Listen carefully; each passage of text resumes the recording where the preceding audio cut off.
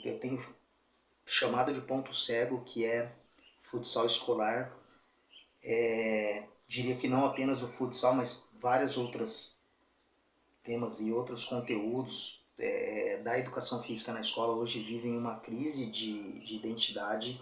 E no caso do futsal, por que é um ponto cego? Porque as crianças deixaram de praticar o futsal da maneira como era antigamente. Tá? Então, se hoje a educação física é uma educação que busca inclusão, diversidade, novas oportunidades, o futsal ele praticamente não existe, como não existe basquete, vôlei, esportes radicais, e isso tem muita ligação com a BNCC, tá? Base Nacional Comum Curricular, implantada em 2017 e vigente em praticamente todo o território nacional. A BNCC ela traz já os temas e conteúdos que o professor precisa desenvolver em cada bimestre, em cada aula, enfim, já tem um direcionamento. Isso é bom porque a educação física necessitava de uma identidade, colocou aí as mesmas características de outras disciplinas e até uma certa valorização em relação à educação física que não existia anteriormente, mas por outro lado criou-se um problema para muitos professores que precisam de repente convencer os alunos a estarem fazendo, ou de repente não tem uma estrutura adequada, em lugares onde existe uma tradição de determinados esportes ou modalidades ou práticas corporais, e aí eu não estou falando só do futsal, tem lugares, por exemplo, que as pessoas querem jogar beisebol, em outros lugares tênis de mesa, e aí o professor ele não pode estar contemplando aquilo naqueles momentos porque a BNCC já traz aí todo um cronograma definido para o professor. Por que é um ponto cego? Porque à medida que a gente não tem mais o futsal na escola, independente de formação de atleta, de equipes de competição, a escola sempre foi uma base, tá? E muitos jogadores começaram na escola também, através do futsal, a maioria das escolas não tem campo. A gente não deixa de formar muitos jogadores.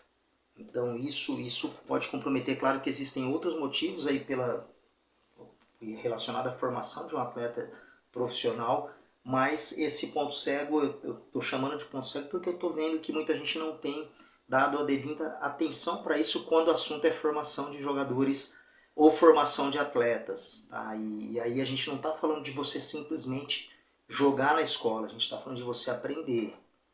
Tá? Você precisa aprender a cultura de um esporte, aprender de repente as regras, as técnicas, aprender toda a transformação social que aquela modalidade promove, e realmente é muito difícil fazer isso quando você tem 2 aulas por semestre, 4 aulas por ano.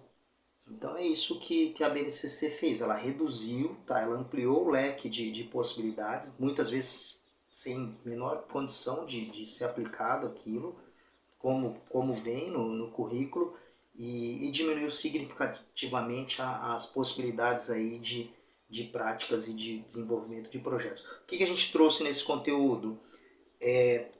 Sugestões de possibilidades de superação desses conflitos, de como que o professor pode lidar com isso e atender aquilo que os alunos querem, de como que o futsal pode ser estudado também. É importante que a BNCC ela traz essa pegada teórica e o professor precisa estudar muito, conhecer as histórias, conhecer de repente tudo que está por trás daquele esporte, daquela modalidade, daquele tema, conectar a teoria e a prática. Não é só jogar, você precisa discutir as regras, ver a cultura esportiva, trabalhar a cooperação, trabalhar a ética, e tudo isso alinhado à BNCC. Então é algo que realmente trouxe muitos problemas para os professores que não estavam preparados para...